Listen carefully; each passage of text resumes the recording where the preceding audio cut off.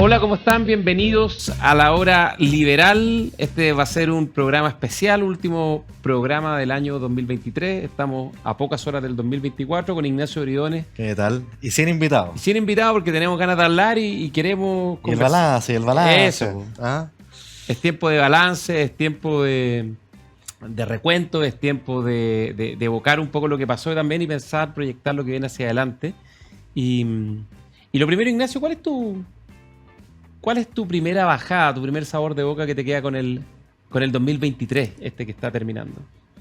2023 yo diría que es como que se me viene a la cabeza un año de pausa, en el mal sentido, digamos. Donde pasó poco, donde la economía está en un ajuste, en una recesión, ahora con algunas señales de que el próximo año va a retomar, pero va a ser un crecimiento bajo. Este año la economía chilena va a crecer 0, quizás algo menos. Y en términos per cápita, que es lo que importa, el ingreso per cápita ha retrocedido en vez de aumentado. Y eso creo que es una mala noticia. La buena noticia es la extraordinaria labor del Banco Central en controlar la inflación. Tenemos un Banco Central que es un lujo, hay que cuidarlo mucho. Y quiero decirlo también la contribución que ha hecho el Ministerio de Hacienda. Porque en Chile tenemos una regla fiscal que habla de la seriedad en la conducción de las finanzas públicas. Que su creador es el ministro de Hacienda. Partió con Nicolás Izaguirre ya por el año 2001 de manera muy informal y esto se ha ido robusteciendo legalmente, pero... Pero el DIPRE, el director de presupuesto, ¿era Mario Marcellay o no? Creo que sí.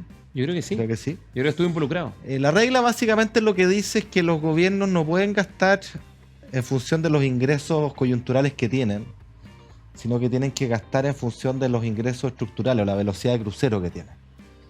O sea, si fuera un hogar y en el hogar las personas que trabajan, el que trabaja el sustento del hogar recibe un bono, no puede proyectar su presupuesto en base al bono, sino a su sueldo más permanente. Exactamente, porque el bono todos sabemos que es por una vez. Entonces cuando nos llega un bono del cobre, porque el precio del cobre está muy alto, nadie en su sano juicio diría me voy a gastar esto como si fuera para siempre. Esto por una vez.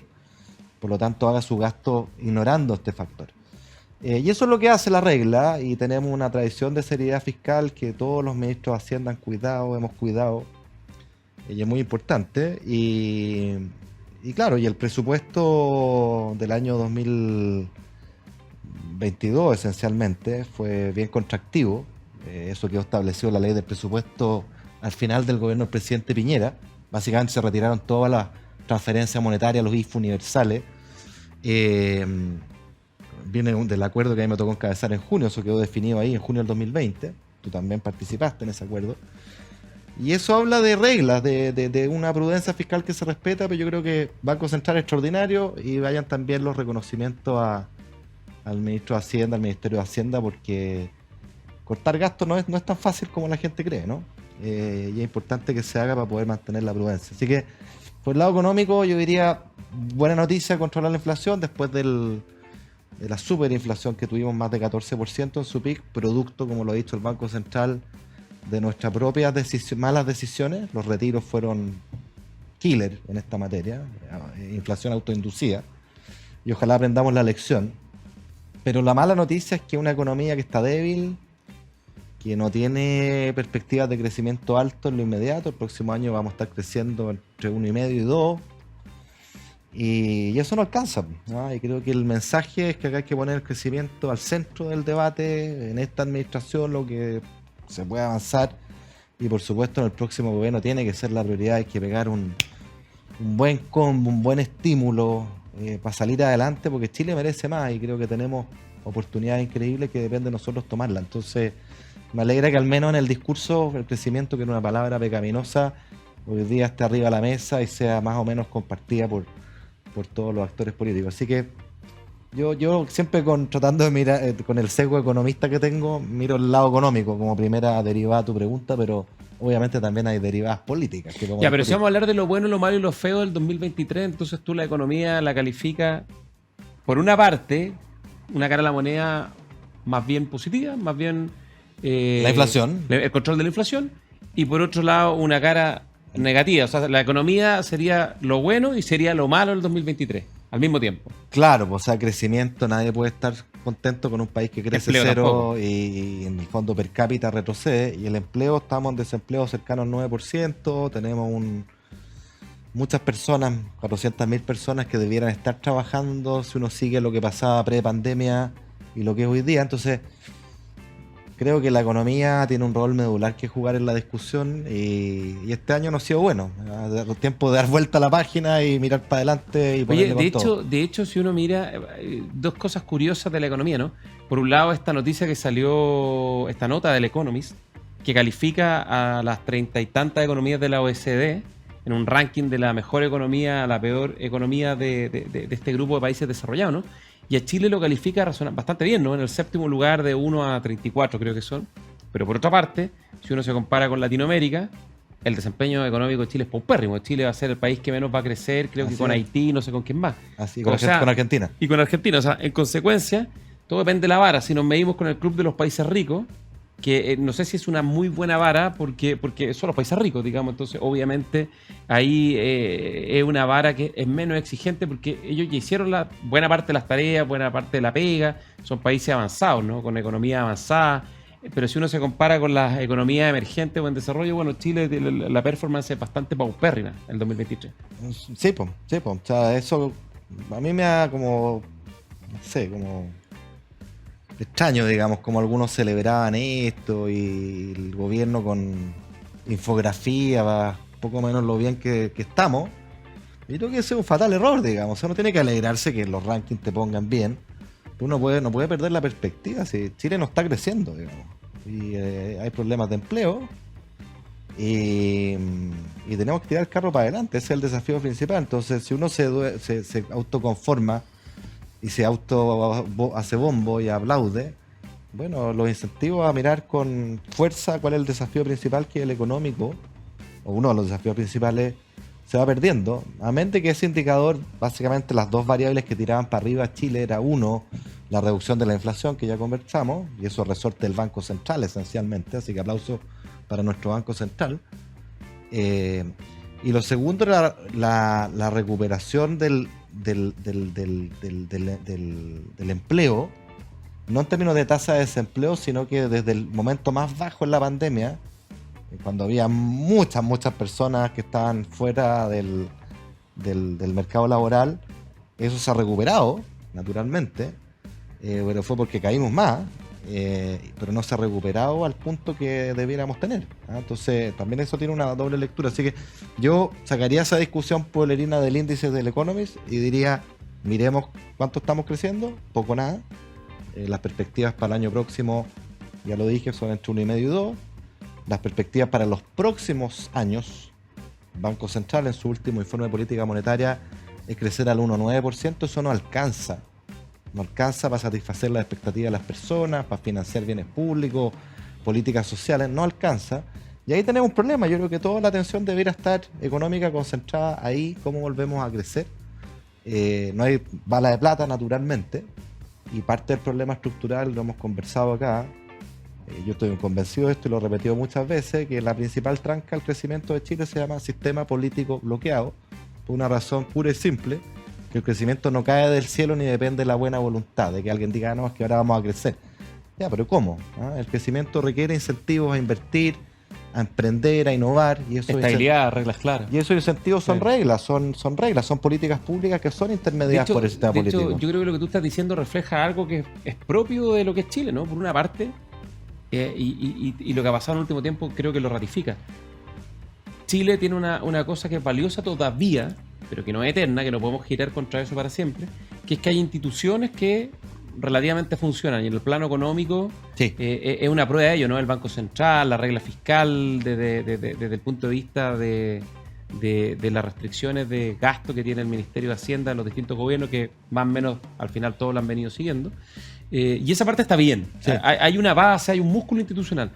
Pero por otra parte, estamos todavía girando a cuenta de las glorias del pasado. Sí. Y en el fondo construir las instituciones del futuro, construir las bases económicas del progreso futuro de Chile, en eso estamos completamente al debe. Y yo creo que esa cuestión es complicada, porque eso finalmente le pega a la economía real, le pega a la gente, al bolsillo de la gente, a su expectativa. Mira, la otra vez, no me acuerdo dónde lo vi un estudio, una encuesta que mostraba que Hoy día, si tú le preguntas a los chilenos cuáles son sus perspectivas de progreso y movilidad social, la mayor parte de las personas les preguntan, bueno, ¿usted cree que va a estar mejor, igual o peor que sus padres? Hoy día la mayor parte de las personas te dicen, no, yo creo que voy a estar como estaban mis padres, igual que mis padres.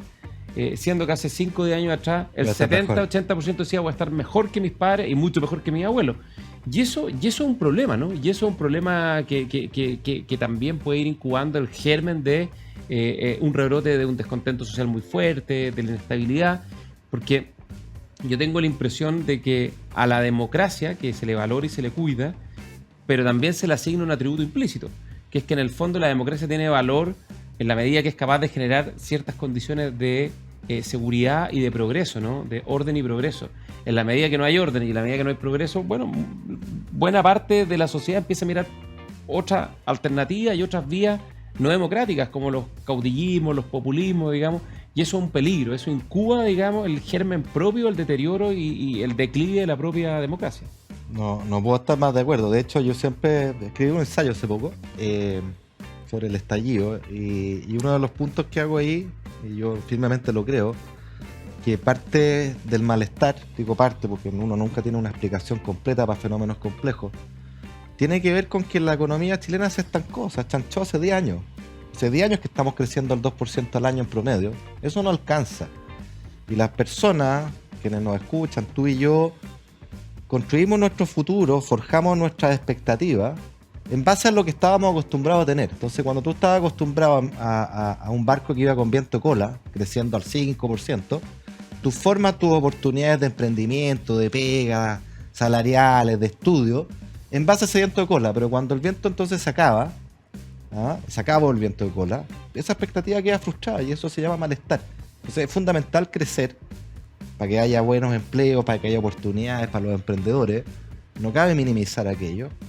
Y lo segundo, el tema de la seguridad, ¿no? Que hoy día es un tema nuevo, tampoco estábamos acostumbrados a que este fuera el principal. O sea, siempre ha sido la primera prioridad de los chilenos, pero hoy día claramente hay un desacople respecto a lo que estábamos acostumbrados en términos de la gravedad de los crímenes, la percepción ciudadana de la inseguridad. Y eso hay que ponerle parelé, hay que corregir esas dos cuestiones, porque como tú dices, sin orden y sin progreso, que es el lema de la bandera brasilera, la verdad es que la democracia se resiente, y eso es caldo de cultivo para los populistas, para las soluciones mágicas, los charlatanes que abundan, y que solo empeoran la situación a la larga. Entonces hay que hacerse cargo de esas dos dimensiones con mucha claridad, creo yo. Oye, antes de ir a lo feo, porque yo creo que el tema de la seguridad es parte de lo feo. Es lo feo, ¿no? Y el avance del crimen organizado. Solo vamos a dejar para el siguiente bloque, que yo creo que hay varios temas. Yo creo que efectivamente la economía tuvo mucho más sombras que luces. Más sombras que pero luces. pero eso se hace un buen rato. Y yo creo que la política también, pues la política hasta cierto punto también ha mostrado probablemente muchas más sombras que luces, ¿no? Uno me gustaría calificar de lo bueno, pero yo creo que el año no terminó bien desde el punto de vista formal. El proceso constituyente fracasó en lo formal, ¿no? En el resultado de dotarnos de una nueva constitución, fracasó y por segunda vez. El 2022 fracasó la propuesta de la Convención Constitucional, que era una propuesta tremendamente dañina, nociva, refundacional. En buena hora que haya fracasado, y eso fue un triunfo de la democracia, al menos como la entendemos tú, yo y en general quienes comparten esta idea de la democracia liberal como una forma correcta de organizar la sociedad. Pero lamentablemente este año volvimos a tener un fracaso estrepitoso, y yo creo que eso también, si bien tiene derivadas que son positivas, que yo las valoro, el fin quizá, o no creo que el fin, pero sí los extremos quedan un poquito menos Validado. Quedan menos validados. Hay un cierto recentramiento de la política, de volver a conversar, de volver a buscar ciertos acuerdos, quizás no cualquier tipo de acuerdos, pero ciertos acuerdos. Pero lo que sí es cierto es que finalmente la política institucional, el año 2023 quedó muy al debe, quedó con la cuenta corriente vacía, digamos, y con la línea de crédito bien utilizada, porque no fuimos capaces por segunda vez, además en un proceso que partió de buena forma, ¿no? Con 12 bases constitucionales, un acuerdo amplio, los expertos hicieron una buena pega, también hicieron una buena propuesta, pero finalmente la gente dijo no, rechazó una segunda propuesta constitucional. Lo que sí es malo porque pese a todas las advertencias, finalmente la mayoría que condujo el proceso no fue capaz de dotar de un texto que fuese ampliamente validado, y finalmente da la impresión de que volvemos al punto de partida, bastante más averiado, y sin haber hecho las tareas, sin haber hecho la pega. Sí, yo creo que el proceso constitucional en sus dos etapas admite dos miradas. Parto por el vaso medio lleno, digamos. Uno escucha a mucha gente que dice que hay 4 años perdidos y se gastó no sé cuánta plata. Y yo creo que el balance objetivo y mirando el vaso medio lleno de este fin de este proceso con el segundo rechazo, que es la voz de la ciudadanía, la democracia que triunfa, implica reconocer que todo este proceso y todo este camino fue institucional, fue por las reglas, siguiendo reglas. Y eso habla de una cierta fortaleza de Chile, particularmente en la región, porque la región estos procesos la verdad es que terminan de forma bastante dramática, No, terminan con y fuera de las reglas. Son enfrentamientos. En segundo término, yo creo que, amén del resultado de los dos procesos, no cabe duda que hay un ciclo que se cierra, quizás no todo lo bien que uno quisiera, pero si uno es honesto y ve dónde estábamos 4 años atrás, 3 años atrás, con el auge del descubrismo, No, Chile incendiado. con la violencia desbordada, Sí. con la incertidumbre galopante, con una economía, yo era ministro de Hacienda, que corrió mucho riesgo y nuestra democracia corrió riesgo. Yo creo que cualquier análisis ecuánime debería reconocer que hoy día estamos infinitamente mejor. Y ese mejor tiene que ver con un proceso que apaciguó ánimos, ¿ya? Y que tuvo fracaso, como el que estamos comentando, de los cuales mucho hay que aprender, pero que tiene cuestiones positivas. El octubrismo quedó enterrado, ese extremismo quedó enterrado. El discurso anti-extractivista, que tanto primó, digamos, que poco menos que había que renunciar a nuestros recursos naturales, creo que también quedó debilitado. Yo creo que esas son buenas noticias para Chile. Y cerrado este proceso, creo que lo que cabe es mirar para adelante, no seguir discutiendo en la quinta derivada y ver cómo le ponemos el hombro a sacar adelante nuestro país, que tiene oportunidades notables, realmente yo lo creo, y depende de nosotros aprovechar. Así que es el vaso medio lleno y la parte relativamente positiva, diría. La parte negativa, y vuelvo al crecimiento, yo creo que acá se perdió una oportunidad extraordinaria de corregir, más allá de la discusión constitucional, dos cuestiones que son las dos grandes trancas al desarrollo de Chile. Yo estoy convencido de eso. La primera ya la mencioné: un sistema político bloqueado, a la patada y el combo todo el día, incapaz de lograr acuerdos. Y si no hay acuerdos, buenos acuerdos, no hay buenas reformas. Y sin buenas reformas, no hay buenas reglas que generan incentivos para crecer, para invertir, para desarrollarnos. No hay acuerdos para apalancar el carro de las reformas sociales que también se necesitan para un desarrollo integral, ¿no es cierto?, donde creemos los liberales en la igualdad de oportunidades. Y entonces eso genera malestar y genera problema al desarrollo. Y con este sistema político bloqueado no cabe esperar resultados distintos. Así que yo espero que, terminados estos dos procesos y pareciendo haber un acuerdo respecto a la necesidad de reformar nuestro sistema político, los incentivos que tiene adentro para que no sea la patada y el combo todo el rato, ojalá se pueda avanzar ahí, porque si no, no nos esperan tiempos muy buenos económicamente, lo digo con toda responsabilidad. Y la segunda oportunidad perdida es la reforma del Estado, que en realidad es la reforma del empleo público. Hoy día es un lastre para el desarrollo y es un lastre en muchos aspectos respecto a los bienes públicos y sociales que reciben la gran mayoría de los chilenos, que no tienen acceso, como muchos de nosotros, a adquirirlos en el mundo privado, ¿no? Entonces, ¿y por qué digo que es la oportunidad perdida? Porque ninguna de esas dos reformas es fácil de hacer desde el Congreso. La primera es evidente, ¿no? Los parlamentarios no se van a cambiar las reglas que arreglan su propia reelección. Y ya quedó claro que ahora lo que se ha visto es que hay muy pocas ganas de retomar. Muy pocas ganas, entonces se dice esta contradicción, que es contradictoria. No, es que ahora hay que preocuparse de los problemas de la gente. Como si los problemas de la gente se resolvieran desde Marte, digamos. Los tiene que resolver el mundo político, pero si no hay incentivos a generar acuerdos, no se resuelven, corta. Y la reforma del Estado, ningún gobierno se ha atrevido a hincarle el diente en donde de verdad está el problema, que es la inamovilidad del empleo público, una camisa de fuerza con poco y ninguno de incentivos, amén de una captura política creciente de todos los colores, que hoy día estamos todos contestes que existe, pero nadie tiene incentivo de eliminarla, ¿te fijas? Entonces, esas son dos oportunidades que yo lamento mucho, el rechazo de este proceso, pero sobre todo la falla de quienes estuvieron ahí conduciendo y liderando, de ampliar la base de apoyo, que era, creo yo, la única chance de lograr un apoyo mayoritario por la ciudadanía, y que no se logró, ¿no? Oye, nos tenemos que ir a una pausa, nos pilló el tiempo y volvemos después del corte con lo bueno, lo malo y lo feo del 2023. Agricultura TV.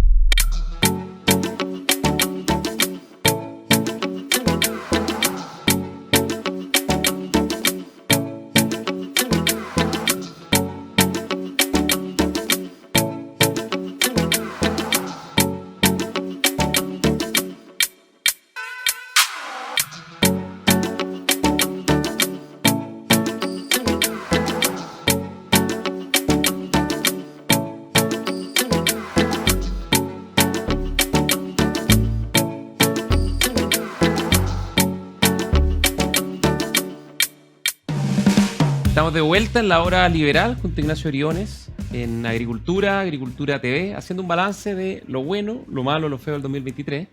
Y estamos hablando, bueno, en el primer bloque estuvimos hablando, Ignacio, de lo bueno y lo malo, y hablábamos de que la economía tuvo un lado bueno y tuvo un lado malo, el control de la inflación versus el nulo crecimiento. De hecho, ahí tú como historiador lo sabes bien, ¿no? Historiador económico, digamos, o con amplios conocimientos en historia económica, que yo no recuerdo otro periodo con la economía cayendo sin una crisis internacional relevante, ¿no? La economía chilena en general en los últimos 30, 40 años ha mostrado una resiliencia muy fuerte, y este año el crecimiento o es nulo o es negativo, probablemente va a ser negativo, y hay pocos periodos, creo yo, en la historia reciente, desde mediados de los 80 a la fecha, donde la economía chilena haya caído sin una crisis internacional no relevante como el COVID, como sí, la crisis subprime, la crisis asiática. Desde el retorno a la democracia no hay ninguno, es buena observación, es la primera vez.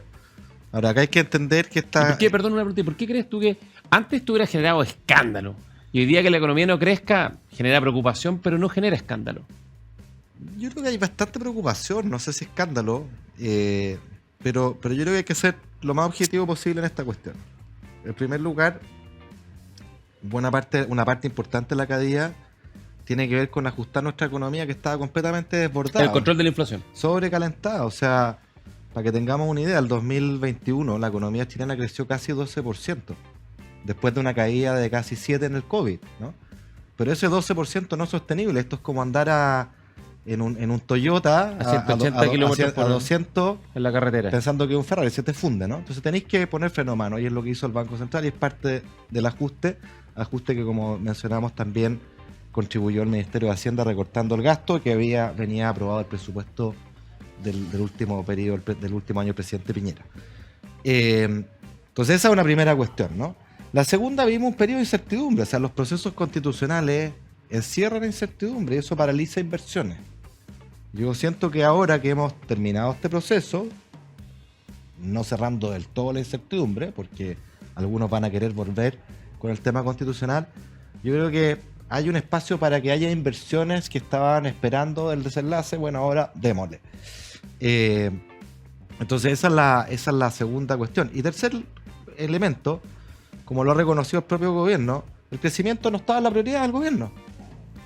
Y para que haya crecimiento hay que impulsar políticas públicas pro crecimiento, digamos. Entonces tardíamente hay iniciativas como el tema de los permisos, que acabamos de enterarnos esta semana que habían comprometido a ingresarla este año. Esto ya no fue este año, va a ser el año próximo.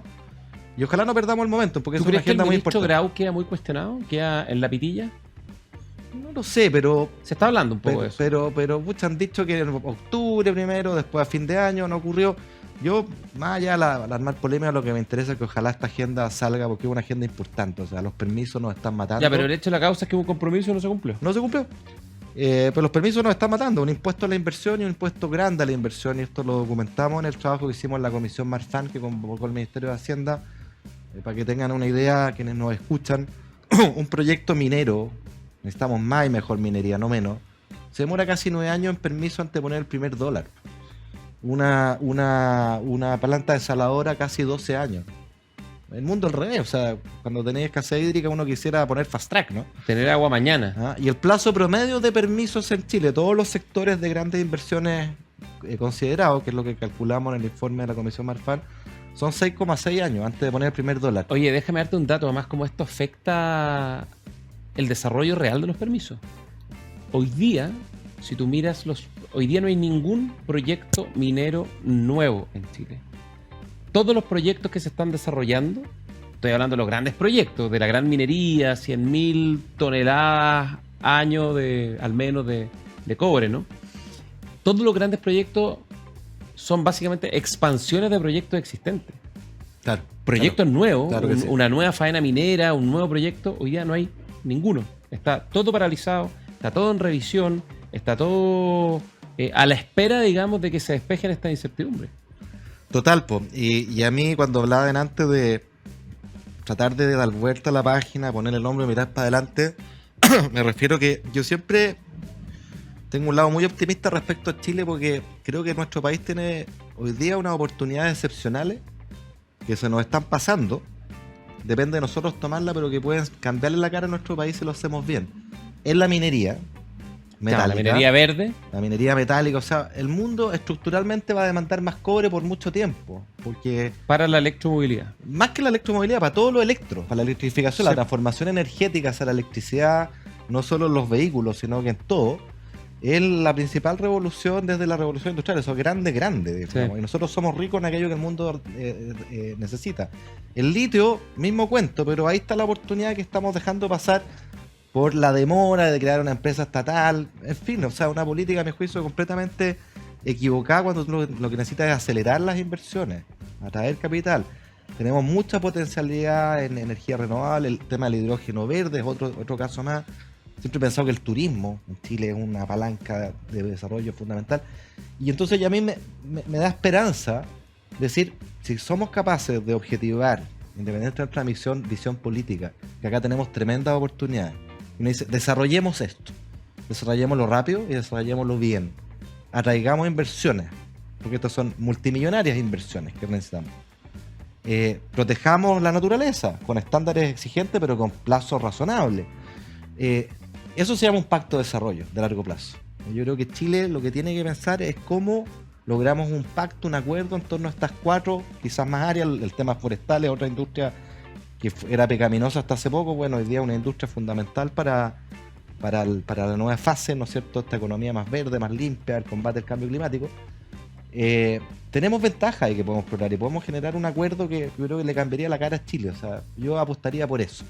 Y por eso que frustra cuando uno deja pasar esto, y por eso que frustra cuando el mundo político, por las reglas que tiene, está la batalla y el combo, y estos temas son inconversables, digamos. Oye, y vamos un poquito a lo feo, para terminar con lo bueno y terminar Eso. Dando ánimo.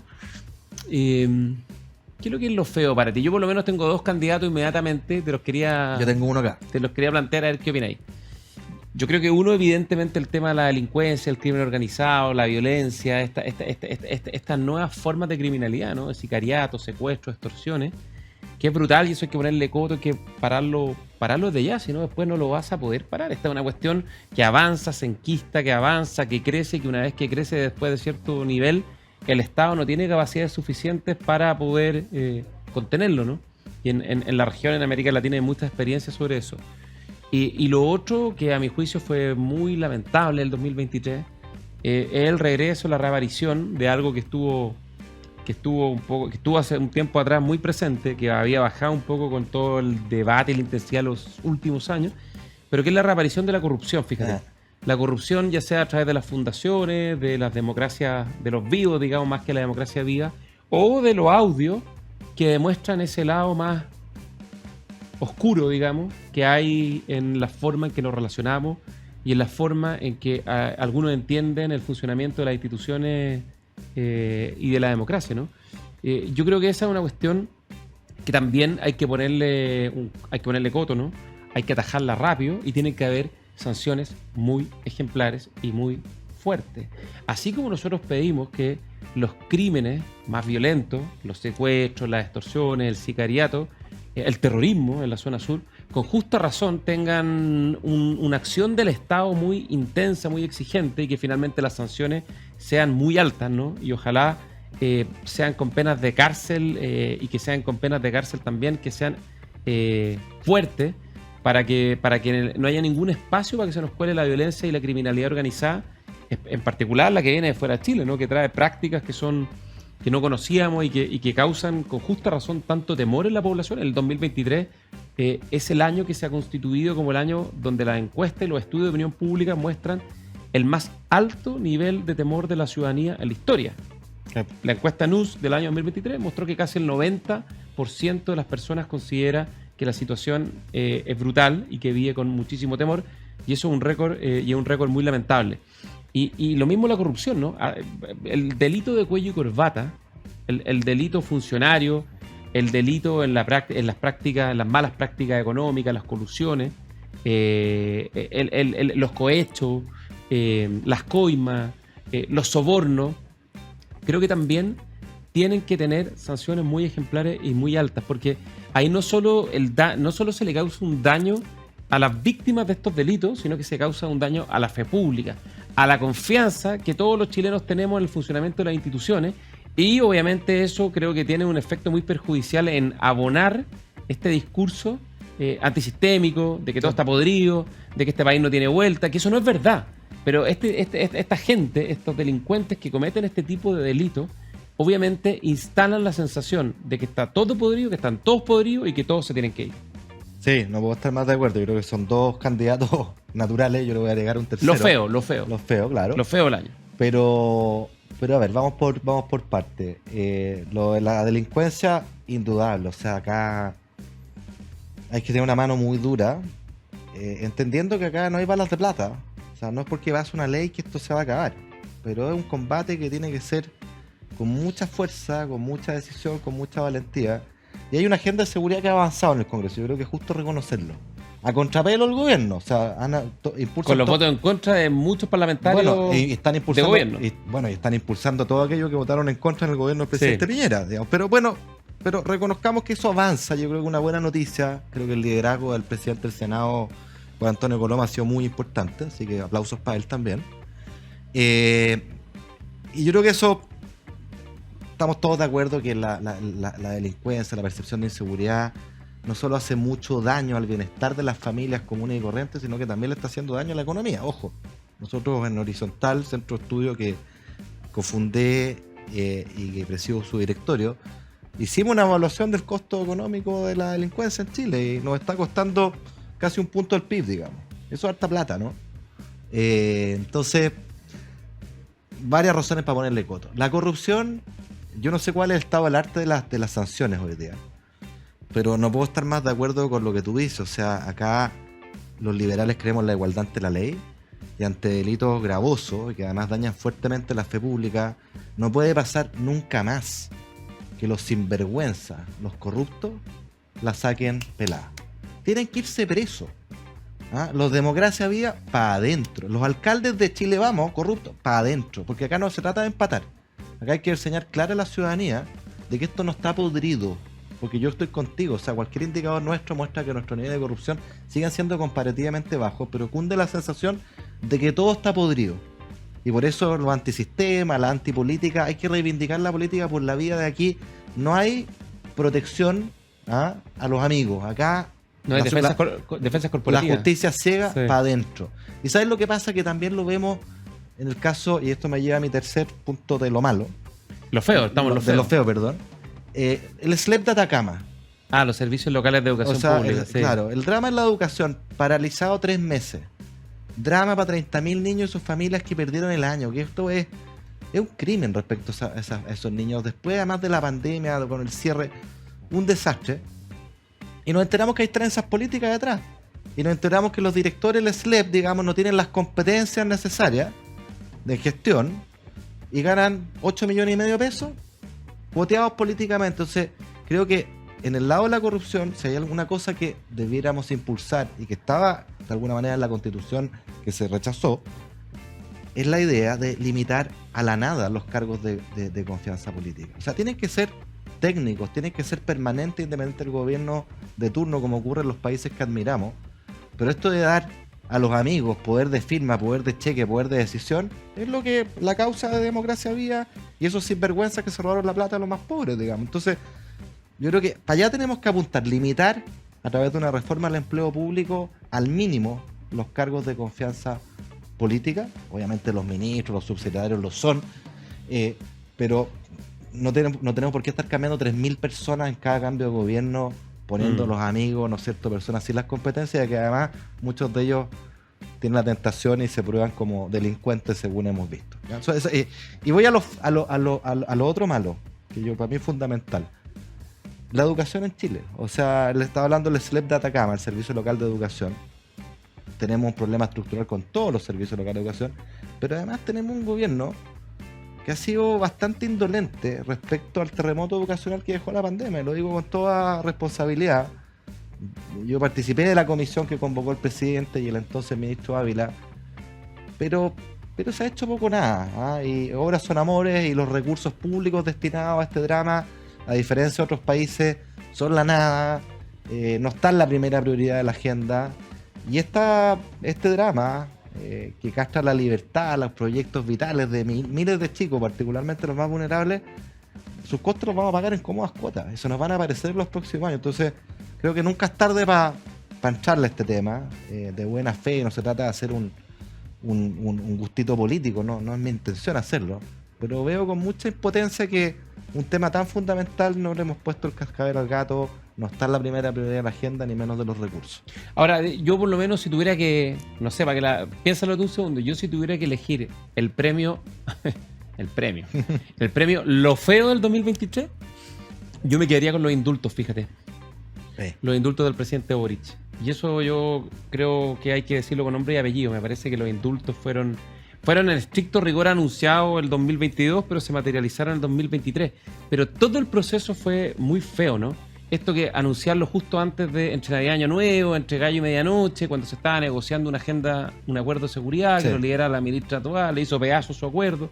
Después salen estos indultos, eso le cuesta el cargo a la ministra de Justicia y al jefe de gabinete del presidente Boric. Todo mal políticamente.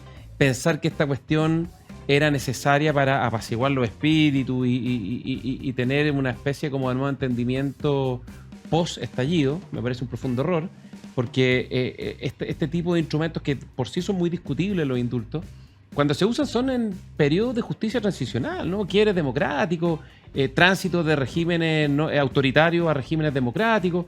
Bueno, como lo hizo el presidente Patricio Elwin, muy polémico, pero que finalmente mostró gran sabiduría para poder ir progresivamente avanzando en paz social en el retorno a la democracia.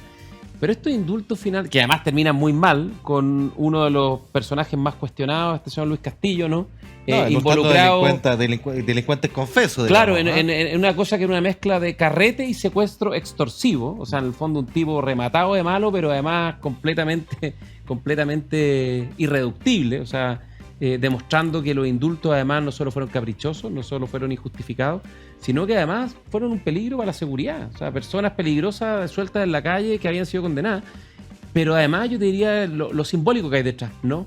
Que hasta cierto punto es reivindicar la moralidad y la justicia de la violencia en el estallido social. Y eso yo creo que hay que decirlo una y otra vez, todos los años. En 2024 se van a cumplir 5 años del 18 de octubre del año 2019. Va a volver esta discusión. Vamos a volver a discutir sobre las causas que lo gatillaron y sus fundamentos y sus justificaciones.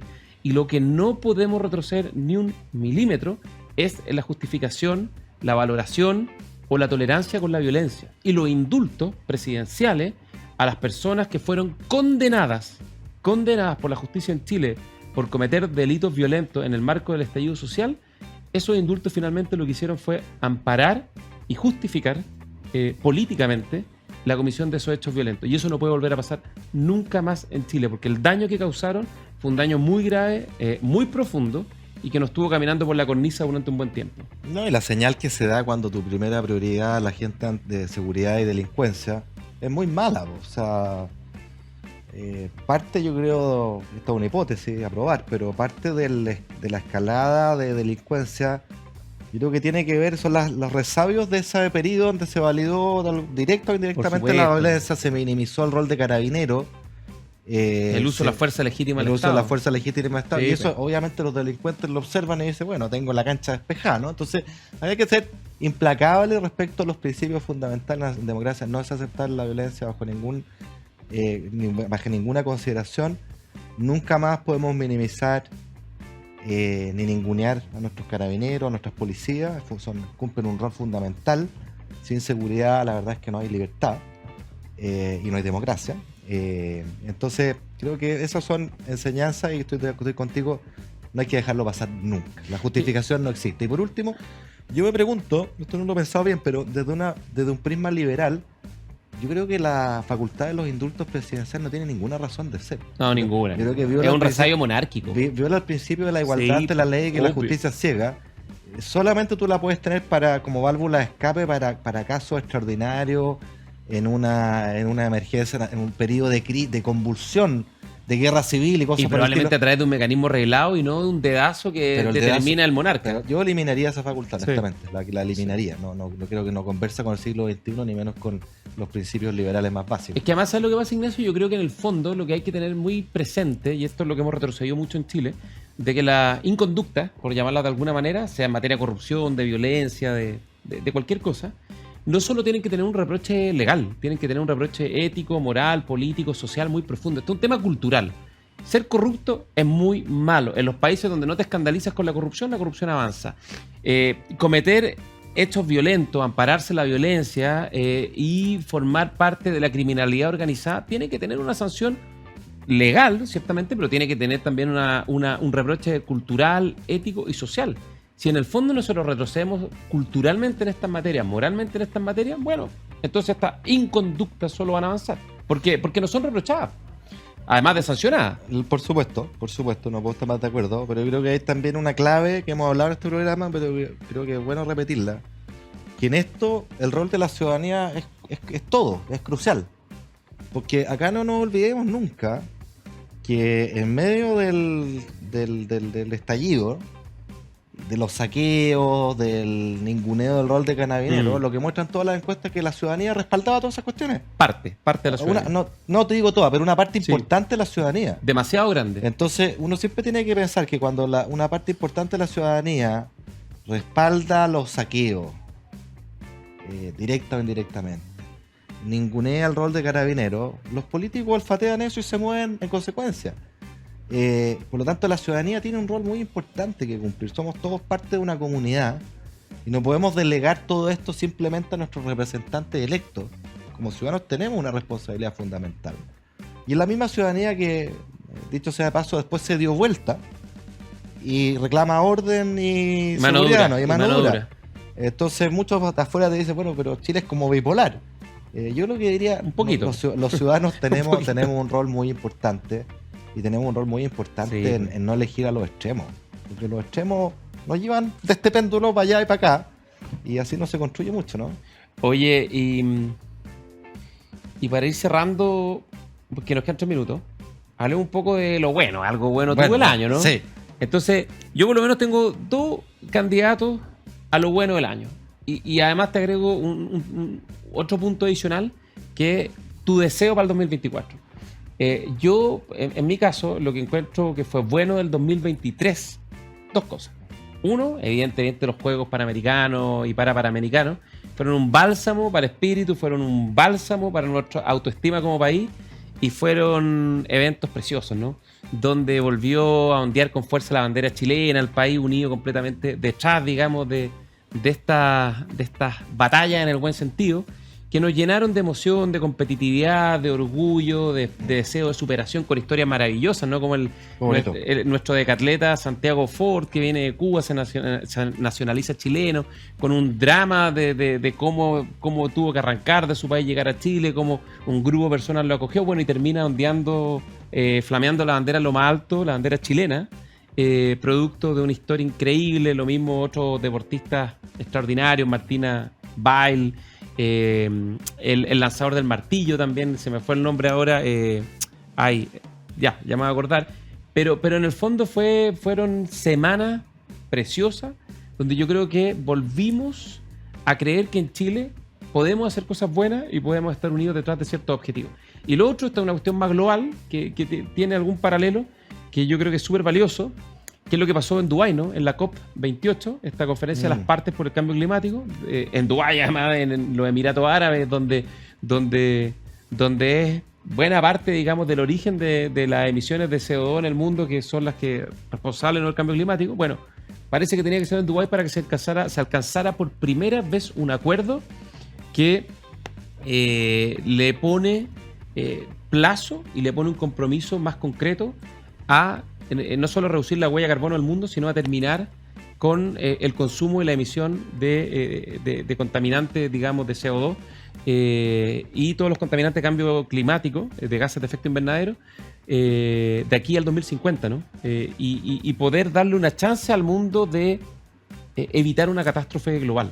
Y eso creo que fue muy importante, porque fue un acuerdo respaldado por más de 200 países, porque pone meta intermedia al 2030, triplicar las capacidades de producción de energías renovables, reducir las emisiones contaminantes, al 2050 estar fuera completamente por primera vez de los combustibles fósiles, incluyendo el carbón, el gas natural y otros combustibles, digamos, que tienen huella de carbono, y darnos una chance de enfrentar la crisis climática, que es una crisis feroz, digamos, que nos puede terminar costando carísimo.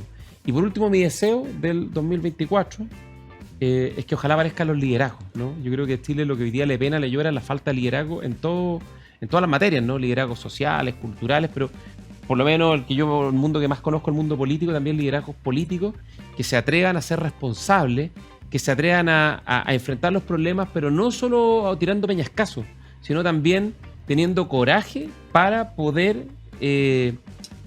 no solo plantear lo que creen que es correcto, sino también plantear caminos de encuentro, de búsqueda de consensos amplios, como fue Chile en la década de los 90, como fue Chile en la década de los 2000, donde en algunas cosas, quizás no en todo, pero en algunas cosas fuimos capaces de sentarnos a la mesa y ponernos de acuerdo. Y eso requiere mucho liderazgo, y ese liderazgo está bien ausente. Mi seco economista, lo bueno, ya lo dije, me parece positivo que la palabra crecimiento hoy día sea compartida. No era así hace un par de años. Y eso muestra que se avanza. No basta, pero es condición necesaria para que podamos tomar medidas pro crecimiento. Lo necesitamos con urgencia. Chile necesita volver a crecer y tiene oportunidades extraordinarias. Ese es tu deseo para el 2024. Y el deseo para el 2024, yo creo, estoy contigo, que haya liderazgo pro buenos acuerdos. Y subrayo el bueno, no es cualquier acuerdo, pro buenos acuerdos. Y yo disputo a aquellos que dicen que acordar con el adversario político es cobardía. Es todo lo contrario, exige más valentía, porque implica enfrentarse, ¿no es cierto?, muchas veces con los tuyos, o recibir crítica de los tuyos. Requiere muchas veces ir contra lo popular, pero a favor de lo que es bueno para Chile. Y a Chile le ha ido bien cuando ha sido capaz de construir buenos y grandes acuerdos. Esa es la receta luego del retorno a la democracia. Nuestro año glorioso fueron la democracia, los acuerdos. Así que no le tengamos miedo a los acuerdos, y eso exige liderazgos potentes, que no estén siempre en la corta de lo popular, de viendo el costo y beneficio de corto plazo, cómo va la elección. Pensemos en grande, pensemos en Chile a los próximos 20, 30 años. Y acá una invitación y un deseo. Ojalá el presidente Boric pueda hacer prueba de liderazgo y se atreva a mandar un proyecto de ley impopular, pero estrictamente necesario para Chile, que es tomar los acuerdos que hubo en torno al sistema político, en los expertos, en la convención, porque sin eso, sin reglas del juego que incentiven la colaboración, los acuerdos, no vamos a tener reformas que tiren el carro al desarrollo. Esa es la verdad. Y hoy día parece haber un consenso bastante transversal que ese cambio es fundamental. Hoy día tenemos un problema de gobernabilidad. Quien quiera que esté en el gobierno, si es de izquierda, de centro, de derecha, se enfrenta con un infierno donde es imposible avanzar en reformas. Así que yo llamaría a ejercer liderazgo, buscar un acuerdo amplio, aunque suene impopular porque la gente, las prioridades están en otro lado, pero entendiendo que esas prioridades no van a materializarse si no tenemos una institucionalidad que promueva acuerdos, buenos acuerdos, que son la única forma como los países Oye, al final el deseo es que este país vuelva, que sea un poquito más gobernable, ¿no? Sí, no tenemos que estar de acuerdo en todo, pero que se pueda gobernar en lo mínimo, al menos. Y lo otro que hay que pensar siempre es lo siguiente: la derecha, la centro derecha algún día van a volver a ser gobierno. ¿Cómo vamos a impulsar cambios de fondo en materias tan importantes como crecimiento, pensiones, seguridad ciudadana, si cuando nosotros fuimos oposición nunca estuvimos dispuestos a sentarnos a la mesa. En algún minuto hay que conversar, no hay que estar abierto a cualquier acuerdo que traicione nuestros principios, pero sí a por lo menos discutir, dar buenas razones y poner propuestas alternativas para mostrar que hay otros caminos que resuelven de mejor forma los problemas que Y existen. la política pública siempre es gradual, nunca es perfecta. La democracia consiste, por definición, en negociar, buscar buenos acuerdos con el adversario político. Y a veces no se llega, porque ante un mal acuerdo mejor pasar, ¿no es cierto? Sí.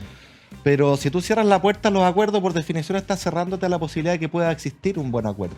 Y eso es lo que hay que recuperar. Porque Por si, último, bueno, intentarlo, y si no lo hay, no lo hay nomás. exactamente, pero aquellos que vociferan, no, que acá hay que atrincherarse y defender. Bueno, esa es la mejor receta para no avanzar en nada. Y así los países se Oye, destruyen. nos pidió la hora, tú trajiste un recomendado, Un recomendado que es breve. muy bueno. Mario Góngora revisitado. Valentina Verbal, querida amiga, historiadora, editora de este Mario libro. Góngora, gran intelectual, Gran historiador. intelectual que vivió entre 1915 y 1985, gran historiador, también con ideas políticas, era una persona conservadora, tradicionalista, corporativista, dicen acá en el libro. Yo se lo recomiendo, una serie de ensayos de distintos autores, historiadores, cientistas políticos, filósofos, entre otros. Ediciones Democracia y Libertad, Valentina Verbal, editora, Mario Góngora, revisitado. Muy bien, nos vamos, Ignacio, nos vamos, estimados auditores que nos ven, quienes nos ven en Agricultura TV, que tengan además un gran año nuevo y que sea un tremendo 2024 y nos vemos el próximo año.